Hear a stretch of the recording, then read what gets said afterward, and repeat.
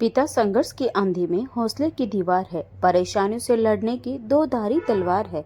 बचपन में खुश रहने वाला खिलौना है, नींद लगे तो पेट पर सुलाने वाला बिछोना, सपनों को पूरा करने वाली जान है। इन्हीं से तो माँ और बच्चों की पहचान है। मेरी हर एक कहानी का किस्सा है, मेरी माँ मेरी जिंदगी का हिस्सा है। आज की कहानी है, बेटा मैं नौकरानी नहीं तेरी माँ हूँ। अरे माँ, आप तो जानती हैं कुछ दिनों में हमारा बच्चा इस दुनिया में आने वाला है और इसी समय हमारी फुल टाइम मेड भी अपने गांव चली गई है। बोलकर गई कि 2 महीने बाद वापस आएगी। अब इतनी जल्दी तो कोई नई नौकरानी नहीं मिलेगी और आप भी भाई के पास अमेरिका जाकर बैठ गई। नेहा ने परेशान होते हुए अपनी माँ से कहा। तो माँ बोली, अरे तो इसमें परेशान होने वाली क्या बात है, तेरी सासू माँ है ना, वो किस काम आएगी। तो है समदन जी अभी, और फिर तू उन्हें दादी बनाने जा रही है। इतना तो कर ही सकती है तुम्हारे लिए, जब तक जरूरत हो तब तक काम करवाना, फिर उन्हें चला देना अपने घर से। अपनी माँ की इन बातों को सुनकर नेहा की आंखों में चमक आ गई। माँ, यह तो बहुत अच्छा आइडिया दिया तुमने। शाम को जब उसका पति घर आया तो नेहा लगन से अपने पति को चाय देने लगी। अरे नेहा, क्या हुआ, उदास हो? मैं सोच रही थी कि आपके माँ और बाबूजी को कुछ समय के लिए यहाँ बुला लेते हैं। नेहा बोली, लेकिन पिछली बार जो हुआ था उसकी वजह से कहीं सासू माँ नाराज तो नहीं? अरे नहीं, मैं अपनी माँ माँ और बाबूजी को अच्छे से जानता हूँ, वो हमारे बुलाते ही दौड़े चले आएंगे। अजी सुनते हो, आज सूरज का फोन आया था, शांति जी ने चाहते हुए कहा। तो प्रमोद जी ने खुशी का ठिकाना ही नहीं रहा। अच्छा, क्या कह रहा था? दरअसल बहू की डिलीवरी का समय नजदीक आ रहा है तो उसने अपने घर पर हम दोनों को बुलाया, कहकर उदास हो गई। दरअसल 1 वर्ष पहले शांति जी और प्रमोद जी अपने बेटे बहू के घर कुछ दिनों के लिए रहने गए थे। उनकी बहू नेहा जान चुकी थी कि उनकी सास बहुत ही सीधी है, तो उसने इस बात का फायदा उठाना शुरू कर दिया। सारा दिन बिजी रहने का बहाना करती और सारा काम अपनी सासू माँ पर डाल देती। यह देखकर प्रमोद जी को अच्छा नहीं लगा, तो बोले, बहू तुम्हारी सासू माँ की उम्र हो गई है, थक जाती है, थोड़ा सा काम तुम भी कर लिया करो। इतना कहने की ही देर थी कि बहू तो जैसे हंगामा खड़ा कर दिया और खूब खरी खोटी सुनाई। प्रमोद जी अपनी पत्नी के सामने कुछ बोल न सके। शांति जी और प्रमोद जी अपने सम्मान की रक्षा करते हुए अपने घर वापस चले आते हैं। शांति जी पिछली यादों में खोई थी कि इतने में प्रमोद जी बोले, अरे शांति, किन बातों में खो गई तुम? अभी तक सोच ही रही हो, जल्दी से सामान पैक करो। प्रमोद जी ने अपनी पत्नी शांति से कहा, तुम तो जानती हो सूरज की शादी को 5 साल हो गए हैं और इतने सालों बाद आज जाकर बेटे के घर खुशियां आई है। जी ठीक है, मैं जरा नीतू के घर होकर आती हूँ, उसे बोल देती हूँ कि हम कुछ दिनों के लिए अपने बेटे के घर रहने जा रहे हैं। दरअसल प्रमोद जी और शांति जी ने अपने घर का एक हिस्सा किराए पर दिया था, जहां नीतू और विकास अपने प्यारे से बेटे सोनू के साथ रहा करते थे। वे दोनों घर पर ही टिफिन सर्विस का काम करते थे। पास में एक गर्ल्स हॉस्टल था। उनका धंधा भी अच्छा चल रहा था। कुछ वर्षों में शांति जी और नीतू का एक दूसरे के साथ खास लगाव हो गया। सोनू को तो उसकी सागी दादी से भी ज्यादा प्यार करती थी शांति जी। अरे नीतू, ओ नीतू, शांति जी ने आवाज लगाई। आंटी जी। नीतू रसोई से बाहर आई। अरे नीतू, एक खुशखबरी है, मैं जल्द ही दादी बनने वाली हूँ। अरे वाह आंटी जी, यह तो बड़ी अच्छी बात है, बहुत ही खुशी की बात है। शांति जी की खुशी में शामिल होते हुए नीतू बोली, हमारे बेटे ने 6 महीने के लिए बुलाकर आने को बोला है। अभी तो सारी पैकिंग बाकी है, तुम अपने टिफिन का काम निपटाकर मेरी मदद करने आ जाना। नीतू ने शांति जी की पैकिंग करवाने में मदद की। शांति जी के साथ मिलकर उसने गोंद के लड्डू भी बनवाए। जाते समय रास्ते के लिए नीतू ने शांति जी के लिए टिफिन भी पैक कर दिया। दोपहर की ट्रेन से दोनों अपने बेटे के घर जाने के लिए तैयार हो गए। उधर सूरज उन्हें स्टेशन से कार में बैठाकर घर ले आया। जल्द ही घर पहुंचकर दोनों मिलकर शांति जी और प्रमोद जी ने सारे मन मुटाव भुलाकर उसे ढेर सारे आशीर्वाद दिया। रोजाना अपनी बहू को सूप पाची और पौष्टिक खाना बनाकर खिलाया। बहू के बर्ताव में तो जैसे मिस्री घुल गई थी। सारा दिन माँ जी करके उनसे अपना सारा काम करवा लेती थी। नियत समय पर नेहा ने एक बच्ची को जन्म दिया। अलग से खाना पकाना शांति जी की उम्र हो चुकी थी, लेकिन फिर भी बहू को कोई भी तकलीफ ना हो यह सोचकर सारा दिन अपनी बहू और बच्ची की सेवा में हाजिर रहती है। उनके घुटनों में दर्द रहा करता था। इसके बावजूद शांति जी सब काम बड़ी कुशलता से कर रही थी। प्रमोद जी घर के कामों में उनका हाथ बटा दिया करते थे। देखते देखते 2 महीने बीत गए। बच्चे के लाड दुलार में शांति जी और प्रमोद जी का समय कैसे बीत गया पता ही नहीं चला। धीरे धीरे बच्ची भी अपने दादा दादी के हाथों की पहचान हो गई। यह बात बहू नेहा को खटकने लगी। कुछ दिनों बाद नेहा की काम वाली बाई अपने गांव से वापस लौट आई। एक दिन जब शांति जी बच्ची को चम्मच से दूध पिला रही थी तो बच्ची थोड़ी खांसी करते हुए उल्टी कर देती है। बस फिर क्या था, नेहा को तो जैसे बहाना मिल गया था अपनी सासू माँ पर कटाक्ष करने का। नेहा और सूरज ने बच्चे की सारी जिम्मेदारी आया को दे दी, लेकिन शांति जी का मन तो बच्ची में अटका हुआ था। इसलिए ममतावश कभी कभी बच्ची को उठा लिया करती थी। एक दिन जब दोनों बेटा बहू बाहर गए थे तो बच्ची को आया के हवाले कर चले गए। बच्ची लगातार रो रही थी। आया उसे चुप कराने की कोशिश करती, लेकिन बच्ची का रोना बंद ही नहीं हो रहा था। शांति जी ने बच्ची को रोता हुआ देखा तो आया की गोद से बच्ची को ले लिया और उसकी पीठ पर थपकी देने लगी। बच्ची चुप हो गई और अपनी दादी का स्पर्श पाकर मुस्कुरा दी। कुछ देर बाद जब बहू और बेटा वापस घर आते हैं तो आया ने उनके कान भर दिए।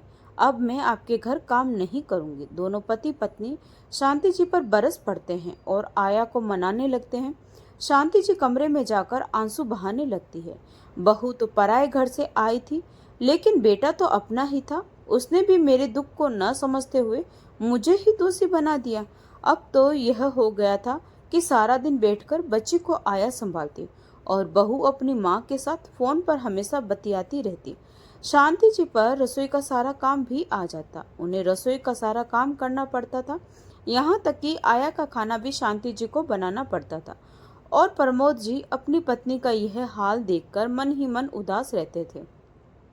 एक दिन बहू नेहा ने सासू माँ से कहा, मम्मी जी मेरी कुछ सहेलियां घर आ रही है तो उनके लिए कुछ पकवान बना दीजिएगा। शाम को जब बहू की सहेलियां घर आई तो पूरे आदर सम्मान के साथ शांति जी ने उन्हें बिठाया, अपने हाथों से बने लजीज पकवान खिलाए।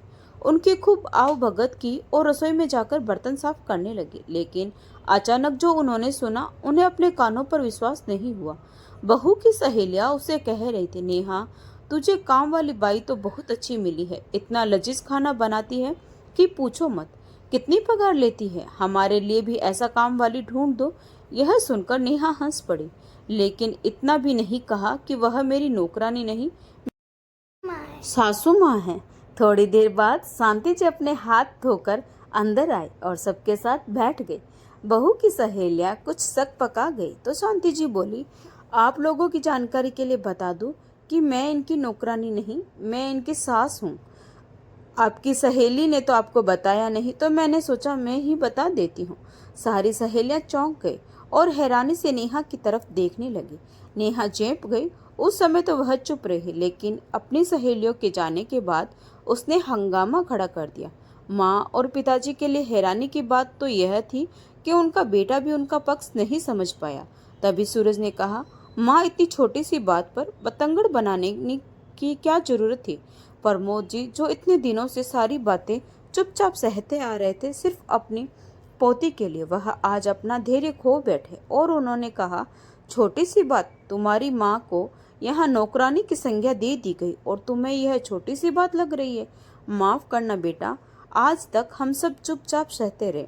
अब यदि हम दोनों इस घर में एक पल भी रुके तो यह मेरी पत्नी का अपमान होगा। कहते हुए प्रमोद जी अपनी पत्नी के साथ अपना सामान पैक करने लगे। यह सोचकर कि छोटी बच्ची है, वह उसे रुलाना नहीं चाहते थे। उसे दूर से ही देखकर निकल गए।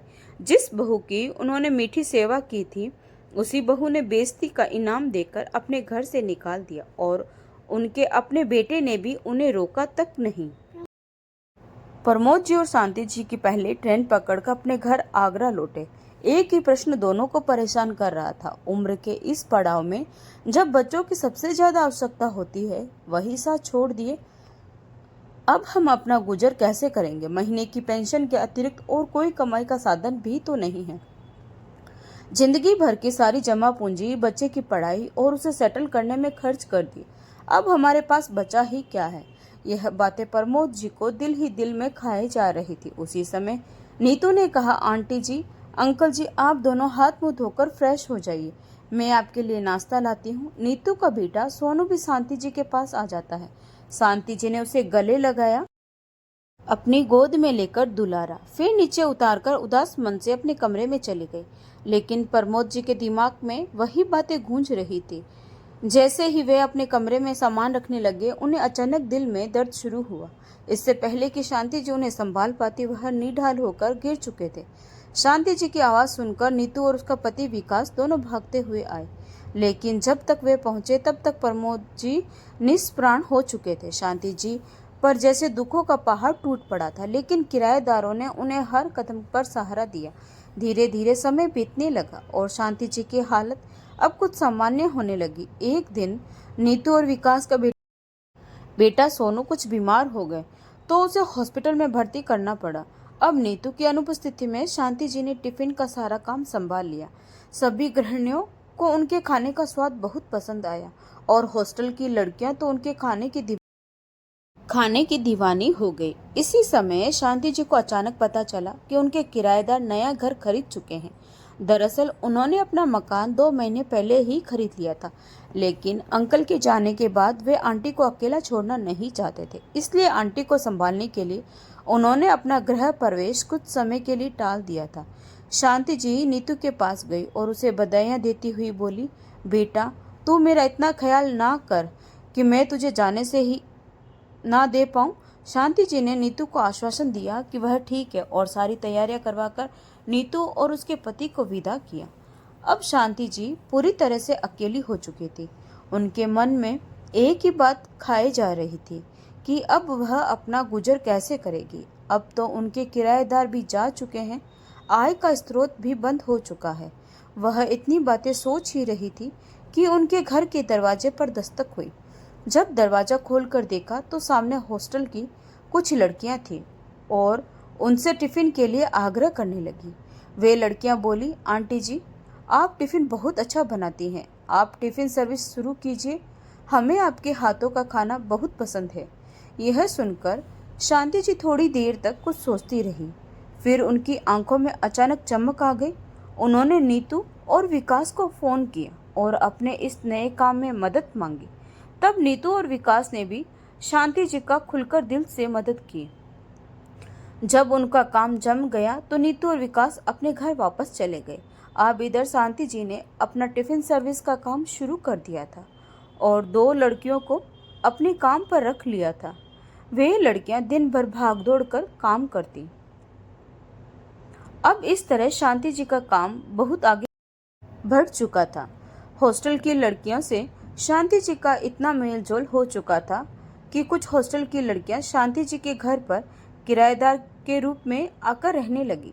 शांति जी का अकेलापन पूरी तरह से खत्म हो चुका था। एक दिन इसी तरह शांति जी के किराएदार लड़कियों ने शांति जी के द्वारा बनाए गए खाने का वीडियो बनाकर सोशल मीडिया पर डाल दिया। अब वह वीडियो तेजी से आग की तरह वायरल हो गया। इसी कारण शांति जी का काम और भी बढ़ गया और उन्हें और भी ज़्यादा मुनाफा होने लगा। अब यह वीडियो जब शांति जी की बहू नेहा ने देखा तो उनके तन बदन में आग लग गई। वह चौंक गई। उसने यह वीडियो अपने पति को दिखाया और बोली, अरे, तुम्हारी माँ के खाने की चर्चा तो पूरे देश में हो रही है। बाप रे, आज वह इतना कमा रही है जितना कि तुम भी नहीं कर सकते। तुम्हारी कमाई से तो हमारा घर भी ठीक से नहीं चल पा रहा। हम ऐसा क्यों नहीं करते कि हम माँ जी के पास जाकर रह लेते हैं। अब तो बाबूजी भी नहीं रहे, इस कारण माँ जी को अकेलापन लगता होगा, तो हम उनके पास चलकर रहते हैं। यह बात सुनने के बाद सूरज भी पूरी तरह से चौंक जाता है और अपनी पत्नी की बातों को मानते हुए अपनी पत्नी और बच्ची के साथ अगले ही दिन अपनी माँ के पास चला जाता है। वहाँ पहुँचने के बाद उसने देखा कि घर पर बहुत भीड़ लगी है। सारे मीडिया वाले शांति जी का इंटरव्यू ले रहे थे और वे दोनों सभी की तरह घर के एक कोने में खड़े थे। अपने ही घर में अपेक्षित महसूस कर रहे थे। शांति जी ने उन्हें दूर से ही देख लिया था, लेकिन वह चुप रही। जब भीड़ खत्म हो गई तो दोनों बहू बेटे शांति जी के पैरों में गिर पड़े और माफी मांगने लगे। शांति जी ने चेहरे पर बिना भाव दिखाए उन्हें आशीर्वाद दिया और अपनी पोती को गोद में लेकर उसे दुलारा, उसे खिलाया। इसके बावजूद सूरज ने अपनी माँ से कहा, माँ, हम आपके साथ ही रहना चाहते हैं। शांति जी ने तिरछी निगाहों से देखते हुए कहा, अच्छा, लेकिन मैं तुम्हारे साथ नहीं रहना चाहती। इस बुढ़ापे में मैं अपनी इज्जत के साथ रहना चाहती हूँ, किसी के घर की काम वाली बाई बनकर नहीं। अब ये सब लोग ही मेरा परिवार है, लेकिन माँ, इस घर पर हमारा भी तो हक है, बहू ने कहा। तब शांति जी बोल पड़ी, हक तो तुम लोगों का उसी दिन खत्म हो गया था जब तुम लोग इस घर से बेइज्जत होकर निकल गए थे। दूर से आए हो, भूख लगी होगी, कुछ खाकर जाना, रास्ते के लिए तुम दोनों के लिए टिफिन पैक करवा देती हूँ। कहते हुए शांति जी अपने काम में व्यस्त हो गई। आज उनके चेहरे पर संतुष्टि के भाव और गर्व भरी मुस्कान थी। दोस्तों, आपको क्या लगता है, क्या शांति जी ने अपने बेटे बहू के साथ सही किया? दोस्तों, आपको ये कहानी कैसी लगी कमेंट करके ज़रूर बताएं, और अगर कहानी अच्छी लगी हो तो प्लीज़ लाइक, शेयर और सब्सक्राइब ज़रूर करें।